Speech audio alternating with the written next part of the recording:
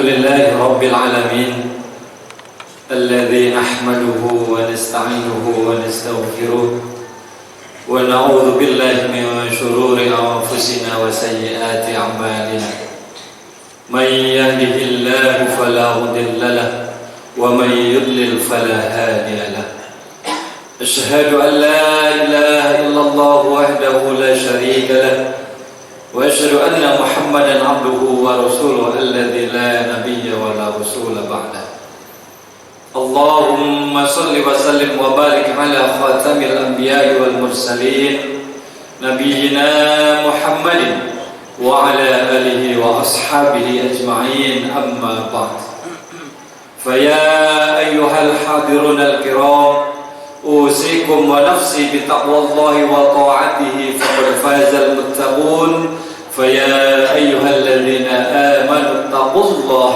حق تقاته ولا تموتن إلا وأنتم مسلمون Ma'asyiral muslimin wa zumratal mu'minin rahimakumullah. Marilah kita tingkatkan takwa kita kepada Allah, takwa dalam arti yang sebenar-benarnya, imtithalu awamirihi, berusaha semaksimal mungkin untuk menjalankan segala perintah Allah, wajtinabu nawahihi, dan menjauhi sejauh-jauhnya segala larangan-larangan Allah. Wa may yattaqillaha yaj'al lahu makhraja. Allah Subhanahu wa taala berjanji, siapapun di antara kita yang terus meningkatkan takwanya kepada Allah, yaj'al lahu makhraja, Allah akan buatkan untuknya makhraja, jalan keluar atau solusi dari setiap kesulitan yang ia hadapi. Wa yarzuqhu min haitsu la yahtasib, dan memberinya kucuran rezeki bahkan dari jalan yang tidak ia sangka-sangka. Hadirin yang dirahmati oleh Allah Subhanahu wa taala, saat ini kita masih berada di bulan Zulhijjah. Tersisa 1 pekan dari bulan Zulhijjah, bulan haji, bulan haram, bulan yang dimuliakan oleh Allah Subhanahu wa taala. Allah Subhanahu wa taala menyebutkan di dalam surat At-Taubah ayat 36 bahwa bilangan bulan di sisi Allah Subhanahu wa taala ada 12 bulan.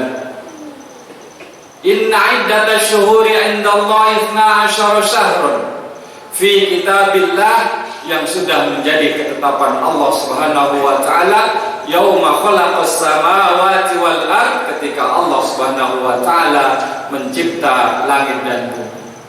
Minha arba'atun hurum, di antara 12 bulan ini ada 4 bulan yang diharamkan, bulan yang dimuliakan. Dzalika dinul qayyim, dan ini menjadi ketentuan agama Allah Subhanahu wa taala. Fala tadzlimu fihinna anfusakum, maka jangan sampai kita menzalimi diri kita di bulan yang dimuliakan oleh Allah Subhanahu wa taala. 4 bulan yang dimaksud adalah bulan Dzulqa'dah, bulan Dzulhijjah, kemudian bulan Muharram, dan yang terpisah adalah bulan Rajab. Hadirin yang dirahmati oleh Allah Subhanahu wa taala, bagaimana kita memuliakan bulan haram ini adalah dengan tidak berbuat kezaliman. Karena larangannya jelas di ayat ini, fala tadzlimu fihinna anfusakum, jangan sampai kita berbuat kezaliman. Jangan sampai kita menzalimi diri kita masing-masing di bulan haram ini. Hadirin yang dirahmati oleh Allah Subhanahu wa taala, apa yang dimaksud dengan kezaliman? Kezaliman adalah syirik. Inna syirka la zulmun adzim, sesungguhnya syirik adalah kezaliman yang amat luar biasa besar. Apa yang dimaksud dengan kezaliman? Kezaliman adalah segala perilaku kita yang melanggar aturan Allah Subhanahu wa taala.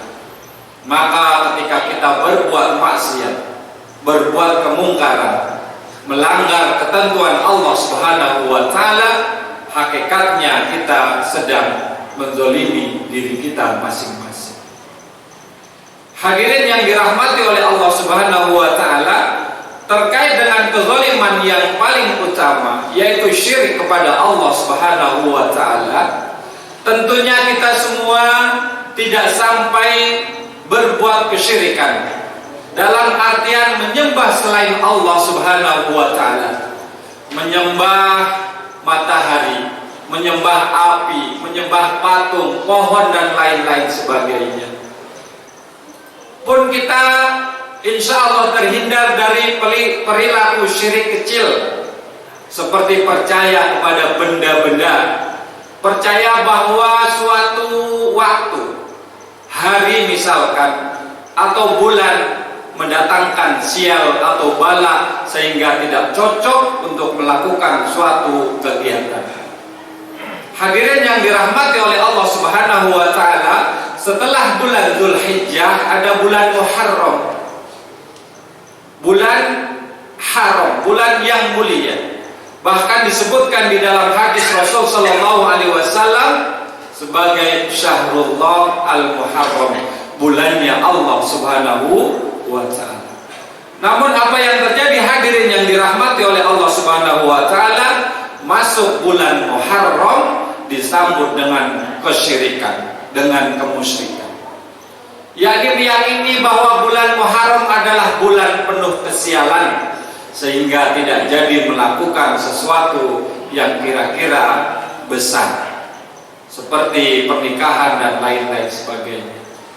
Datang bulan Muharram disambut dengan kemusyrikan, seperti apa? Mencuci pusaka dengan kembang 7 taman, kembang 7 rupa dan lain-lain sebagainya. Hati-hati hadirin sekalian yang dirahmati oleh Allah Subhanahu wa Ta'ala, kesirikan-kesirikan semacam itu. Namun hadirin yang dirahmati oleh Allah Subhanahu wa Ta'ala, satu hal yang seringkali kita tidak bisa terhindarkan dan tidak kita sadari bahwa kita sedang mengambil sekutu bagi Allah Subhanahu wa Ta'ala, padahal itu dilarang oleh Allah Subhanahu wa Ta'ala. Fala taj'alu lillahi andada, janganlah sampai kita mengambil atau menjadikan untuk Allah Subhanahu wa Ta'ala andada, sekutu atau tandingan, wa antum ta'lamun, padahal kalian semua mengetahui. Wa minan nasi may yattakhidhu min dunillahi andada yuhibbunahum ka hubbillah. Di antara manusia ada yang mengambil atau menjadikan bagi Allah sekutu atau tandingan-tandingan. Yuhibbunahum, yang mereka mencintai tandingan tersebut, ka hubbillah, seperti halnya mereka mencintai Allah Subhanahu wa Ta'ala. Walladzina amanu asyaddu hubban lillah, dan orang-orang yang beriman amat sangat dahsyat cintanya kepada Allah Subhanahu wa Ta'ala. Hadirin yang dirahmati oleh Allah Subhanahu wa Ta'ala, mencintai Allah Subhanahu wa Ta'ala dan tidak menjadikan untuknya tandingan-tandingan. Hadirin yang dirahmati oleh Allah Subhanahu wa Ta'ala, ketika kita sedang beraktivitas, ketika kita sedang berkegiatan, kemudian datang panggilan Allah Subhanahu wa Ta'ala, mana yang kita prioritaskan?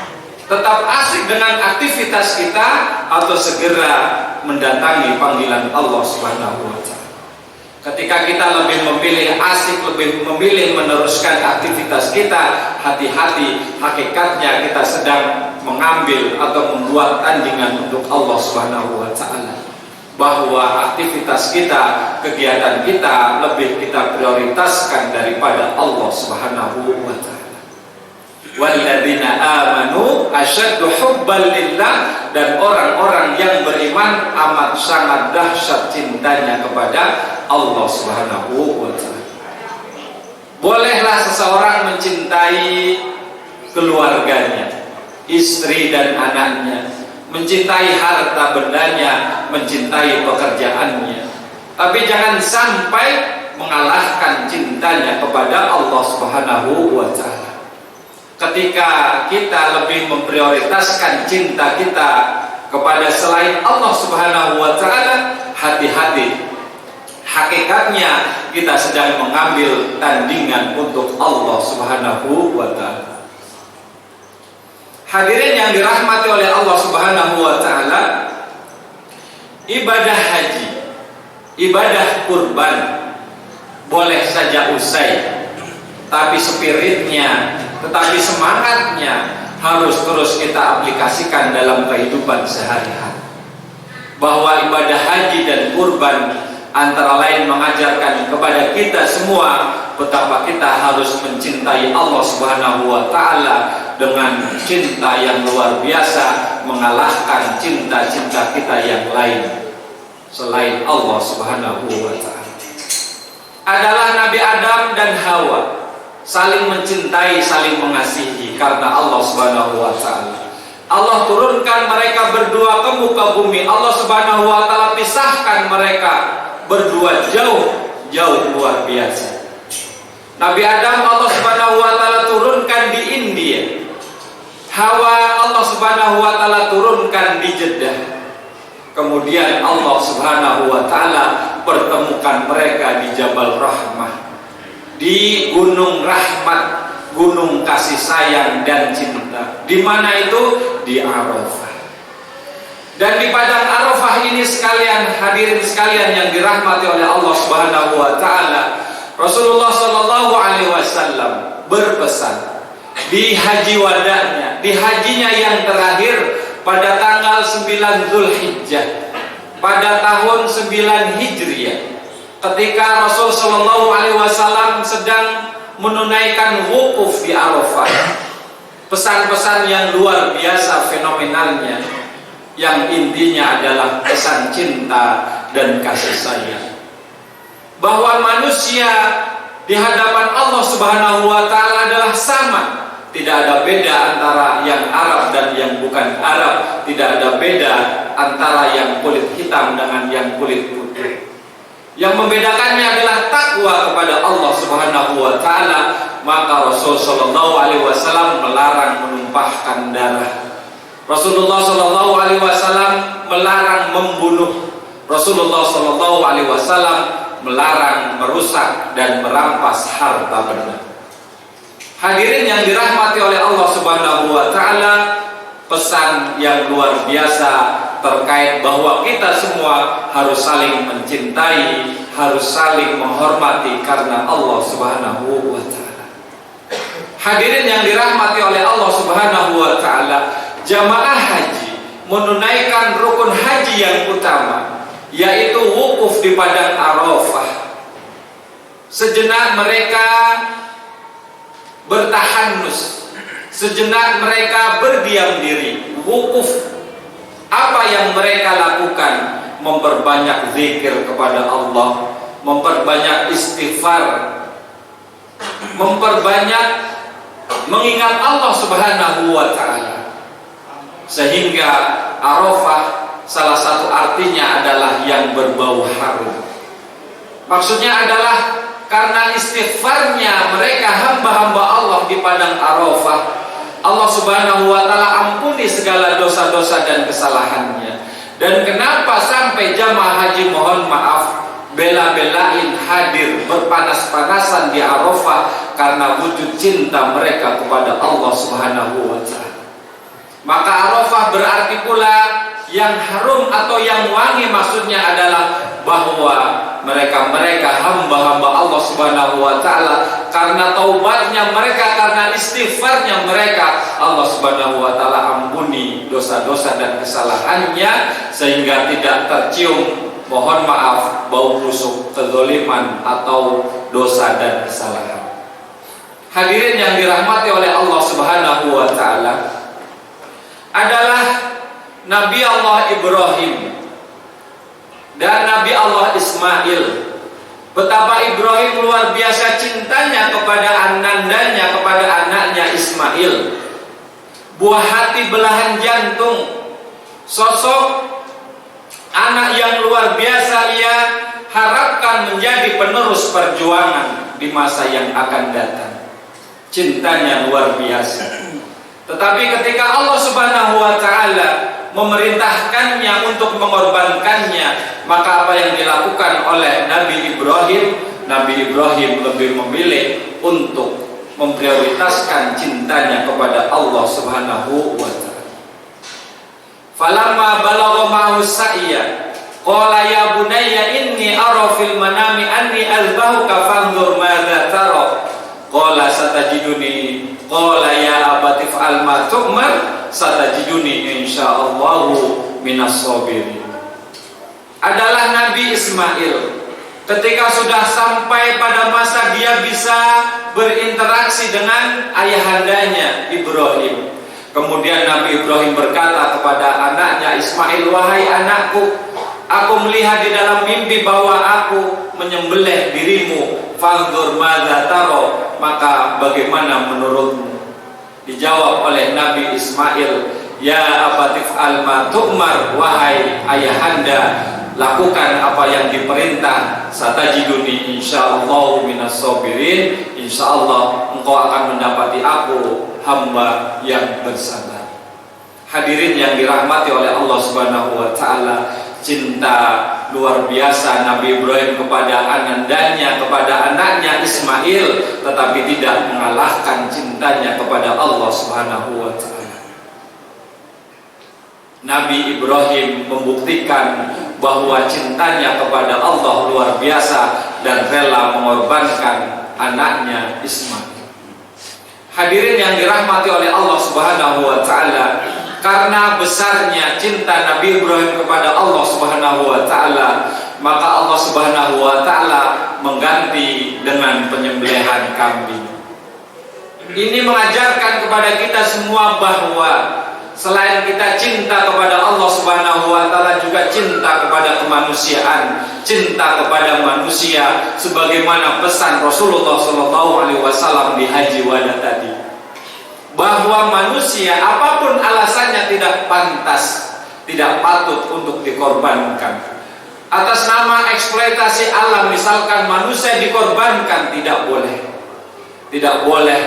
Biarlah binatang-binatang itu yang dikorbankan, supaya kita terbebas dari nafsu angkara murka kebinatangan, supaya kita semua bisa mengelola nafsu kita dengan sebaik-baiknya, nafsu yang diridhoi oleh Allah Subhanahu wa taala.